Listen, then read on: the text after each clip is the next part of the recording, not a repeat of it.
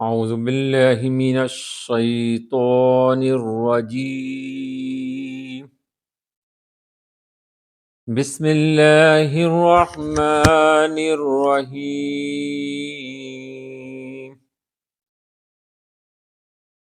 وضاحت آیت نمبر 143 143 سورۃ الانعام۔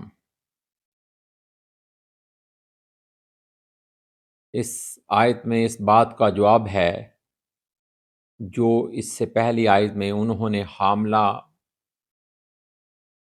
ماداؤں کے بارے میں کہی تھی کہ ان کے پیٹوں میں جو بچے ہیں ان کا گوشت صرف مرد ہی کھا سکتے ہیں، یعنی کہ امتیازی سلوک ہے کہ ان کے پیٹوں کے اندر جو بچے ہیں ان کا گوشت صرف مرد ہی کھا سکتے ہیں، جبکہ عورتوں پر یہ حرام ہے۔ ہاں، اگر مرا ہوا بچہ پیدا ہو تو اس کا گوشت مردوں کے ساتھ ساتھ عورتیں بھی کھا سکتی ہیں، یعنی کہ جو مردہ ہے، جو مردار ہے، اگر وہ بچہ اس حالت میں پیدا ہوتا ہے کہ وہ مرا ہوا ہے تو پھر دونوں ہی کھا سکتے ہیں، مرد اور عورت۔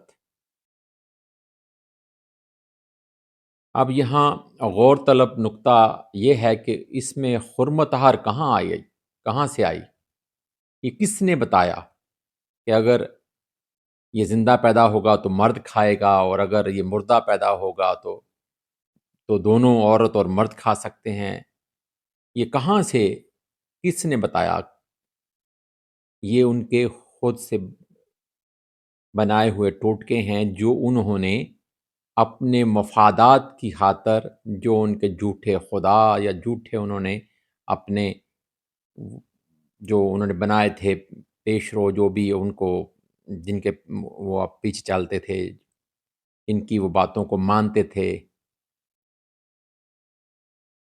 تو ان کو حرام اور حلال کس نے کیا؟ اللہ نے اس میں سے تو کسی کو حرام نہیں کیا۔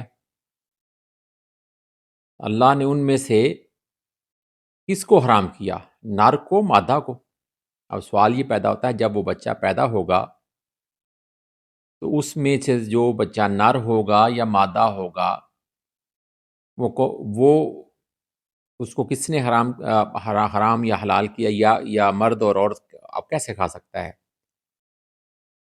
پھر یہ کہ اگر کوئی شے حرام ہے تو سب کے لیے ہے، یعنی کہ مرد کے لیے بھی ہے اور عورت کے لیے بھی ہے، اور اگر حرام نہیں ہے تو کسی کے لیے بھی نہیں ہے، وہ دونوں کے لیے حلال ہے۔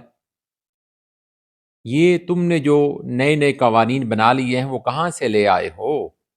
یہ خود تم نے بنایا، خود گڑے ہوئے ہیں اپنے مفادات کی خاطر۔ اللہ تعالیٰ نے تو ہر چیز کے بارے میں واضح واضح بتا دیا کہ یہ چیز حلال ہے اور یہ چیز حرام ہے، نام لے کر بتا دیا، ان کی عقلی دلیلیں دے دی، پھر اس کے بعد کہا کہ ان میں سے بھی اگر آپ کوئی مردہ ہے تو اس کو وہ حرام ہے، اور اگر وہ مردہ نہیں ہے تو اس کو اللہ کا نام لے کر ذبح کرو گے تو پھر وہ تمہارے لیے حلال ہے، ہوا وہ عورت ہو یا مرد ہو۔ یہ تم نے کہاں سے رول نکال لیے؟ یہ کس طرح طریقے نکال لیے؟ یہ سارے خود کی نازفرینیاں ہیں۔